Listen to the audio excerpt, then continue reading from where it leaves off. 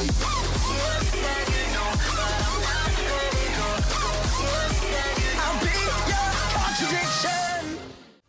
everyone, Seungah here. I draw for fun and I make videos for fun. And today I want to talk about God of High School episode 11.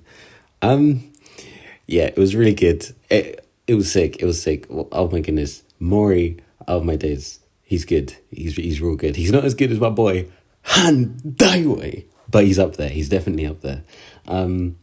Anyway, so we start with some lore on the heavens. The nine-tailed fox, we find out it has immense power and it was appointed as the guardian of the god who ruled heaven.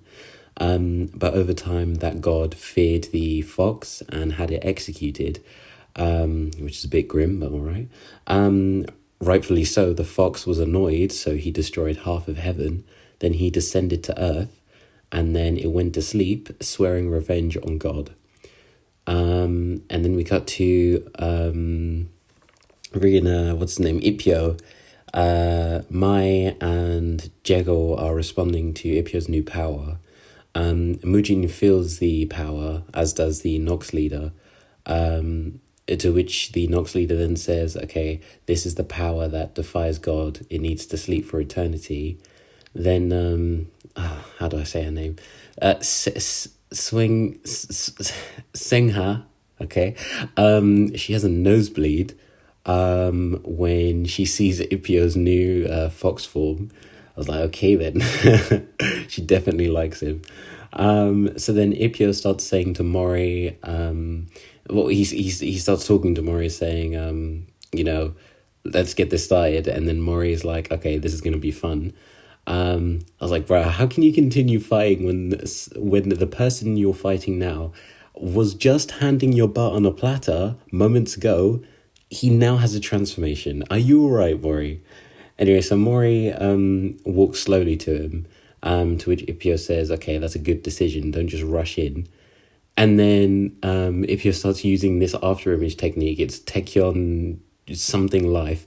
So then he kicks Mori up into the air. And then Mori's up in the air, right? Ilpyo's still on the ground. So then Ilpyo starts punching and kicking up into the air, right? So the force of his punches and kicks hit Mori from the sky. It's sort of like you'd see Neji using air palms. It's sort of like that. And then Mai's like, oh yeah, he's very strong. And then obviously my boy Han Daiwei, even Han Daiwei, I have to say that properly. Even he's worried. He's like, whoa, this guy's kind of strong still. So then Mori gets up and then says, I'm not going to lose. And then he copies him again using that Taekyon blah, blah, blah after image technique. And then he uses his Blue Dragon Tempest, which Ilpyo ignores and then just rushes him. He punches Mori in the gut and then says, nah, mate, you tried it, but it's not happening.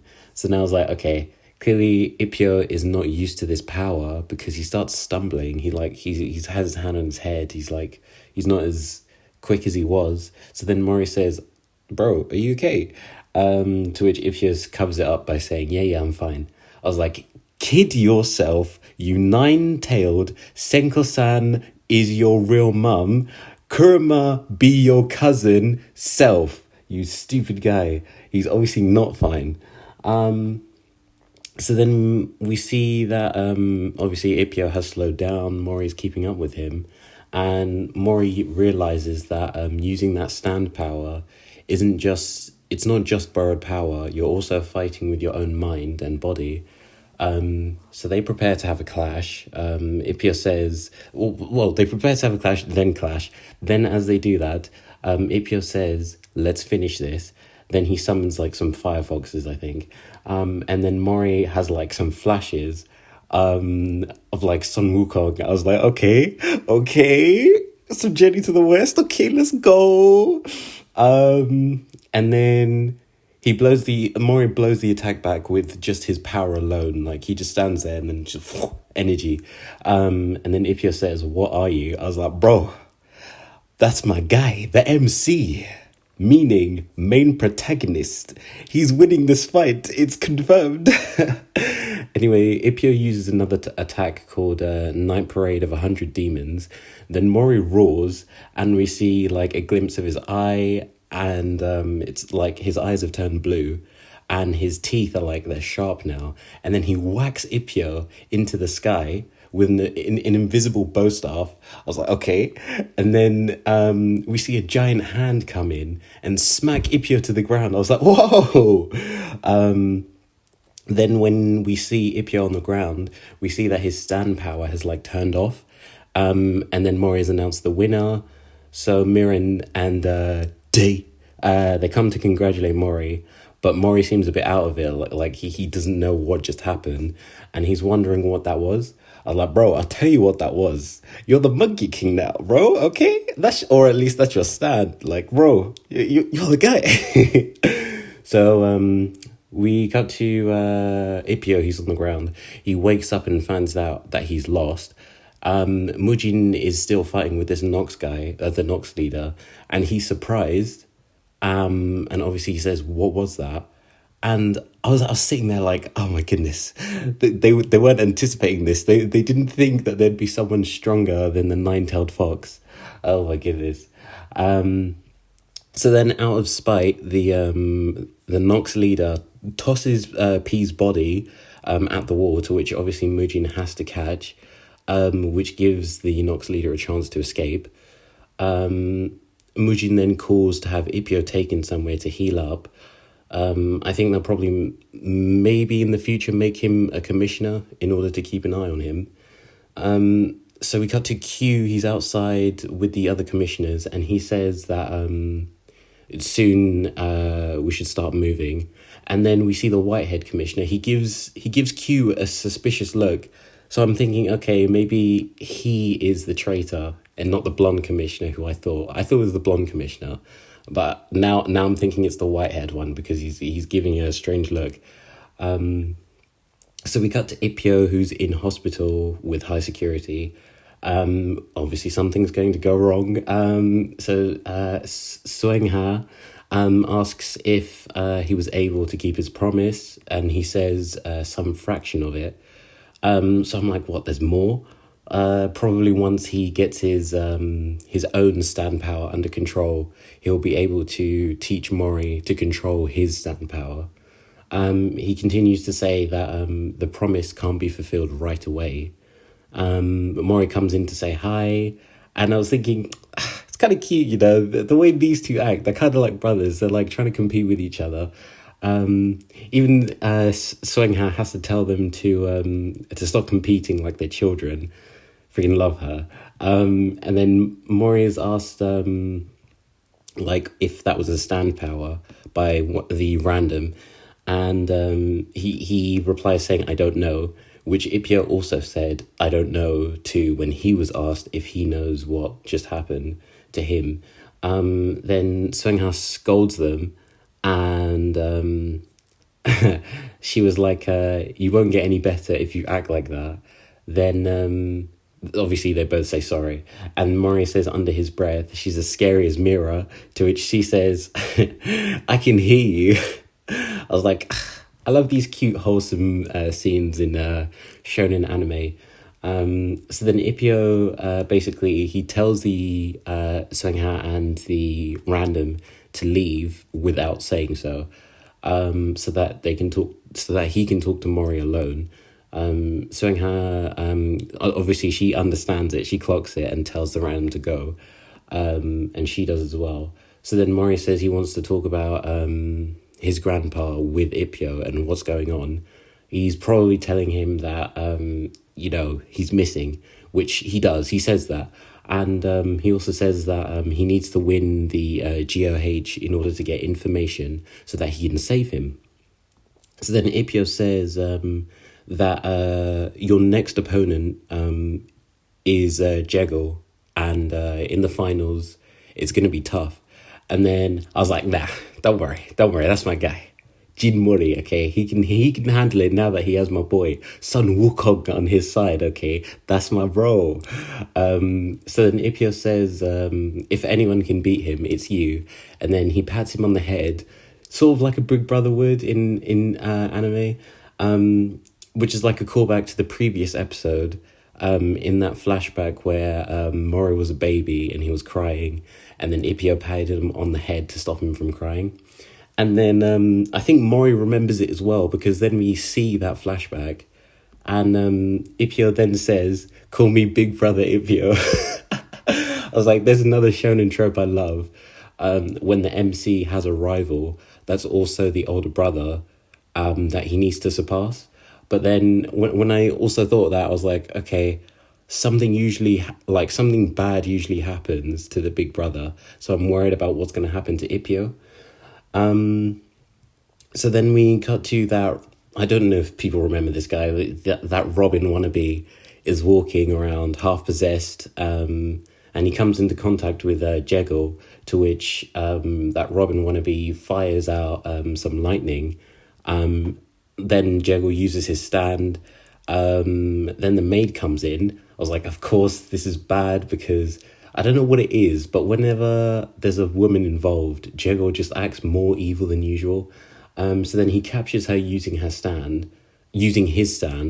Then he, obviously doing that, distracts the Robin wannabe, and he uses his stand on both of them. I was like, bruh, you didn't have to take out the maid as well. Like, what the hell? Like, fair enough, you want to take out this wannabe, but the maid is, like, innocent. You don't need to bring her into this.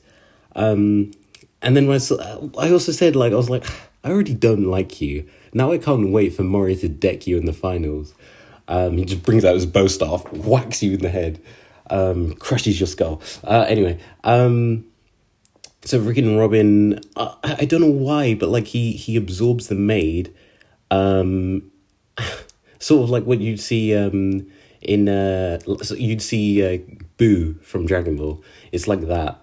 And then somehow that fight reaches Ilpyo's hospital room.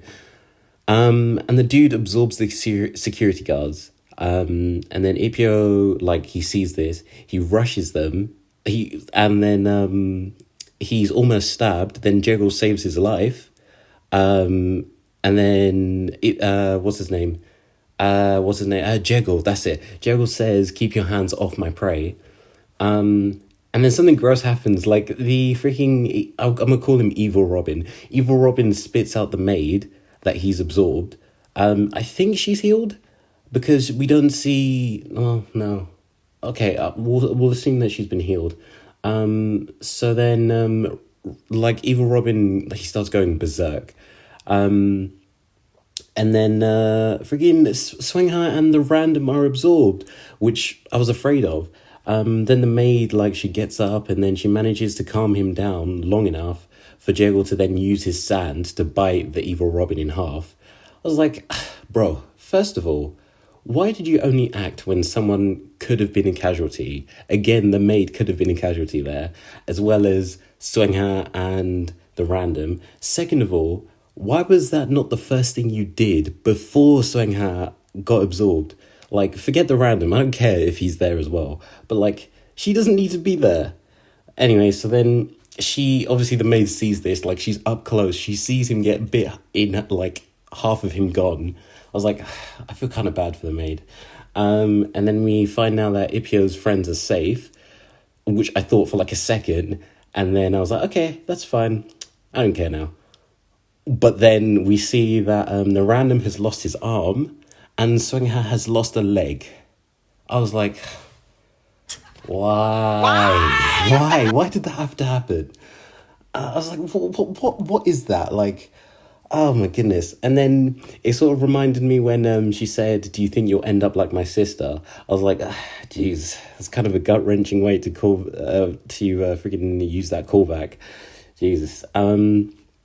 Then the Nox leader brings out like that freaking gate in the sky, and obviously Ilpyo, like, he now, like, has a flashback to when oh my goodness, what's her name? Seuyeon, I think that was her name. When her leg got broke because of Jegal, and now Seungah has now lost a leg because of Jegal, and what's his name? Ilpyo says, "I'll end you." And then Jegal starts laughing, and he says it's just like back then, referring to when Ilpyo went ham on his face. Then Jegal says, I'm not the same. I was like, bro, neither is Ilpyo. He will actually end you. Did you forget Ilpyo is the freaking key? Like, gee, you're finished. Then Mujin, I was like, Mujin, you're doing an awful job, like a really bad job of protecting these people. And then he says the God of High School is cancelled. And then the episode ends there. I was like, oh my goodness, you're going to end it there. Like, someone's leg came off, someone's arm came off, someone got bitten in half. Ilpyo has lost his marbles, and boom, finished. Oh, jeez. I'm quite worried that Ilpyo is going to, like, he's probably going to end Jegal, and then after that, it's going to, like, change him. And then Mori's going to have to beat him up. If they do that, I'm going to be so annoyed if they do that, because that's another thing I don't like. It's very predictable. I don't want it to be predictable. I want to be surprised when I watch these. But yeah, we'll see what happens next week. I think next week is the last episode. But yeah, that's the end of the video. Hope you liked it. Please follow me on Instagram at nesu.art. And yeah.